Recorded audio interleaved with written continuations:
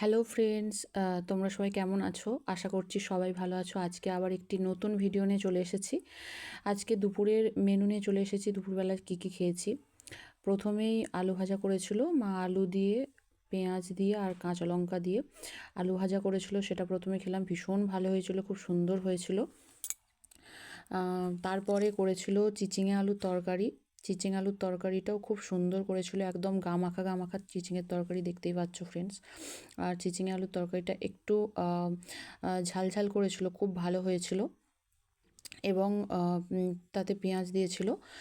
এবং তারপরে করেছিল ডাল বেটে, খাসারির ডাল বেটে তাকে বড়া করেছিল এবং সেই বড়ার আলু দিয়ে তরকারি করেছিল, যেটা আমার ভীষণ প্রিয় খাবার। মানে মাছ ডিম না হলেও চলবে, এইটা মানে থাকলেই হয়ে যাবে। আমাদের এমনি ছোটোবেলা থেকেই আমার মা এই রান্নাটা প্রায় সময় করে, মানে বেশিরভাগ সময় এই রান্নাটা আমরা খেতে পছন্দ করি বলে এই রান্নাটা করে, ভীষণ ভালো লাগে। তো এতে একটু ঝামেলা আছে, কারণ ডালটাকে বাটতে হয়, তাকে আবার বড়ার আকারে ভাজতে হয়, তারপরে মানে রান্না করতে হয় আলু দিয়ে, লম্বা লম্বা করে আলু কেটে পেঁয়াজ দিয়ে যেমন করে রান্না করে। তো একদিন সেই রেসিপি আমি তোমাদের সাথে শেয়ার করব, ভীষণ সুন্দর হয়।